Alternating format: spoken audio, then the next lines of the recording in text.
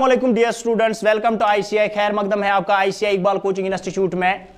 आज जो हमारा टॉपिक है वो है स्टेट पार्टीज। जैसा कि आप लोगों को पता है कि in earlier videos, in previous videos मैंने डिस्कस किया है आपके सामने नेशनल पार्टीज कौन होती है, कौन कौन सी नेशनल पार्टी है। देयर आर 7 नेशनल पार्टीज, वो भी मैंने डिस्कस किया है कौन कौन सी पार्टी होती है और उनके हेड कौन है, लीडर कौन है, कब फाउंडेशन किस पार्टी की हुई है, वो भी मैंने आपको बोल के रखा है ऑलरेडी। अगर किसी को पता नहीं वो प्रीवियस वाले वीडियोस में जाएगा और अपनी नॉलेज को एनहेंस करेगा। उसके बाद मैंने आपको बोला कि कौन सी पार्टी कहां पे ज्यादा मशहूर है, कौन सा उनका ज्यादातर एक ग्राउंड रहता है जहां पे वो अपने वोट्स को ज्यादा परसुएड करते हैं लोगों को कि हमें वोट्स डालो, याद रखिएगा। और आज का जो टॉपिक है बिल्कुल ही हटके टॉपिक है, पिछली नेशनल पार्टी से हटके टॉपिक है आज, जिसका नाम है स्टेट पार्टीज। State parties. और एक बात बोलता चलूं आपको कि मैंने लास्ट वाले जो वीडियोस है, प्रीवियस वाले वीडियोस, उनमें से मैं भूल गया था आप लोगों को बोलना कि कौन सी वो बॉडी होती है, कौन से वो लोग होते हैं, वो कौन सा बोर्ड होता है, वो कौन से ग्रुप ऑफ पीपल होते हैं जो किसी पार्टी को नेशनल पार्टी या स्टेट पार्टी का दर्जा देते हैं। उनको बोला जाता है, याद रखिएगा all the time, keep it in your mind, that is election commission. उनको बोला जाता है इलेक्शन कमीशन। जिनके हेड होते हैं इलेक्शन कमिश्नर, जिनके हेड होते हैं इलेक्शन कमिश्नर, याद रखिएगा। यही वो लोग होते हैं, यही वो बोर्ड है जो इलेक्शंस को भी कंटेस्ट करवाते हैं, इलेक्शंस भी यही करवाते हैं। हर किसी स्टेट इलेक्शन हो या कोई सा भी इलेक्शन हो, यही लोग करवाते हैं। उसके बाद नेशनल पार्टीज का दर्जा भी यही देते हैं। व्हाट पार्टी और which party has to be given the national status, वो भी यही देते हैं। Which party is to be considered as state party और रीजनल पार्टी, वो भी यही करते हैं।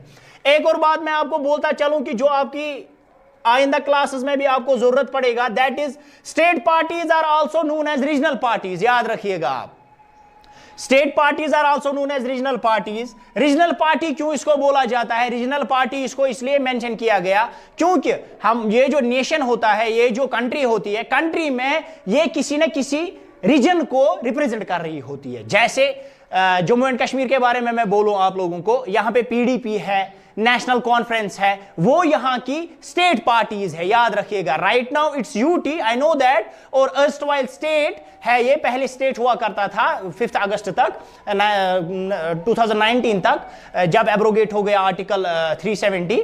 आप याद रखिएगा, इसको स्टेट पार्टी भी बोला जाता है, रीजनल पार्टी भी बोला जाता है, क्योंकि ये कंट्री में थोड़े से ही कुछ हिस्से को या किसी स्टेट को क्या कर रहा होता है, रिप्रेजेंट कर रहा होता है। All the time keep it in your mind that state parties are also known as regional parties. उसके बाद regional parties in outlook but plays important role in national politics. याद रखिएगा, regional parties, regional in outlook but plays important role in national politics. ये बोलते हैं ना कि छोटा तीर लेकिन घाव करे गंभीर। याद रखिएगा आप, all the time keep it in your mind. Regional parties हमें लगती है यार इसका कौन सा रोल होगा, इसका तो कोई स्टेचर नहीं है, इसकी तो कोई इंपॉर्टेंस नहीं है, हमारी जो नेशनल पॉलिटिक्स है इसमें कोई इसकी इंपॉर्टेंस नहीं है। लेकिन there is lot of importance of regional parties और we can say state parties. मैं आपको बोलता हूं कैसे। For example at the time of coalition government, when no national party gets majority. याद रखिएगा, जब किसी भी नेशनल पार्टी को मेजॉरिटी नहीं होती है, आती है उनके पास मेजॉरिटी, याद रखिएगा आप, मेजॉरिटी कितना है, 272 सीट्स है मेजॉरिटी 243 में से। याद रखिएगा 272 मेजॉरिटी है। फॉर एग्जांपल हम आईएनसी की एग्जांपल लेंगे, लेट्स प्रिज्यूम आईएनसी, ये हाइपोथेटिकल डेटा है, याद रखिएगा, ये मैं गेस कर रहा हूं। अब क्या है, 272 तो लाने हैं गवर्नमेंट बनाने के लिए आईएनसी को। आईएनसी ने अब मानो 220 लाए, इनको कितनी अब जरूरत है, 52। सीधी सी बात है, 52 की इनको जरूरत है। एक पार्टी है समाजवादी पार्टी, यूपी में एक पार्टी है समाजवादी पार्टी। फॉर एग्जांपल अब समाजवादी पार्टी जो है उसको मिले हैं 54 सीट्स। ये टोटल कितने होते हैं, ये होते हैं 274। मतलब वो मोर देन 272 इनको गवर्नमेंट बनाने के लिए जरूरत पड़ती है और इनको किसकी जरूरत अब पड़ी? समाजवादी पार्टी ने इनकी हेल्प की। याद रखिएगा, कोalition गवर्नमेंट में समाजवादी पार्टी ने इनकी हेल्प की।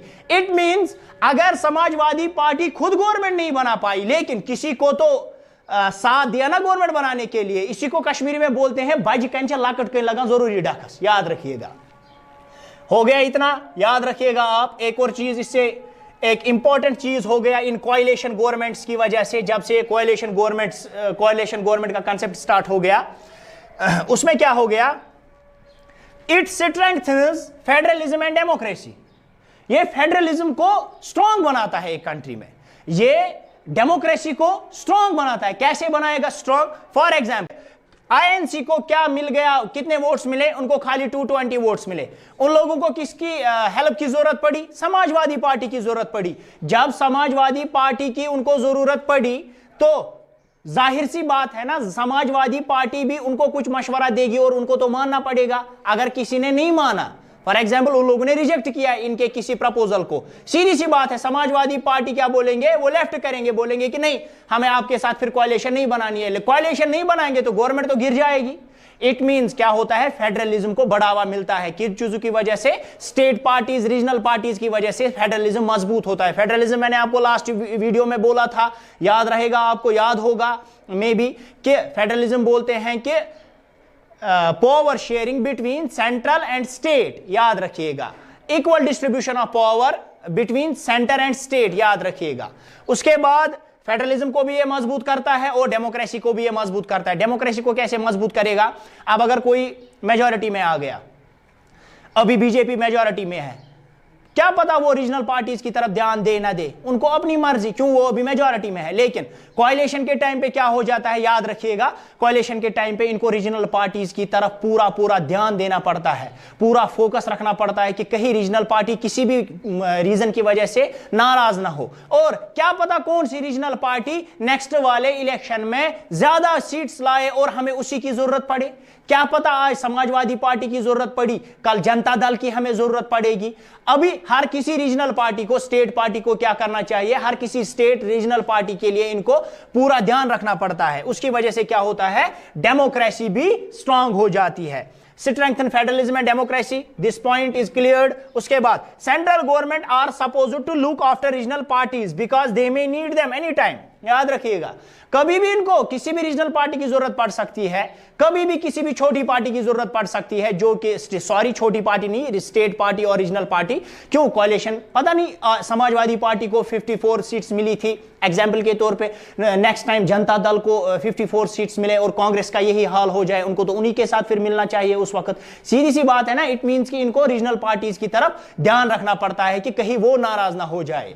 उसके बाद एक और चीज, मेकिंग इंडियन पार्लियामेंट डाइवर्स। कैसे डाइवर्स बनाता है इंडियन पार्लियामेंट को? पार्लियामेंट को कैसे डाइवर्स बनाता है? जैसे अब समाजवादी पार्टी आ गई आईएनसी के साथ, यही एग्जांपल को मैं कैरी फॉरवर्ड करूंगा लास्ट तक, याद रखिएगा क्योंकि आपको पूरा समझ आ जाएगा। अब समाजवादी पार्टी अगर फॉर एग्जांपल इनके साथ गवर्नमेंट में नहीं आ पाई होती, अगर समाजवादी पार्टी ने इनको साथ नहीं दिया होता, इट मींस गवर्नमेंट तो कांग्रेस नहीं बना पाता, इंडियन नेशनल कांग्रेस नहीं बना पाता, गवर्नमेंट सेंट्रल लेवल पे गवर्नमेंट नहीं बना पाता।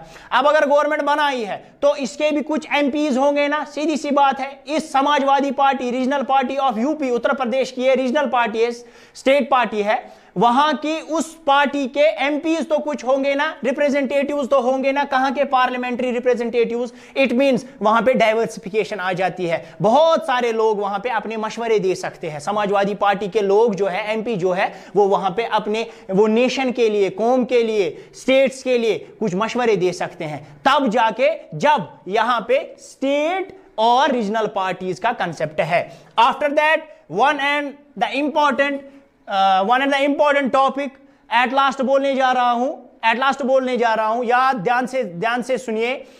Criteria to become state party.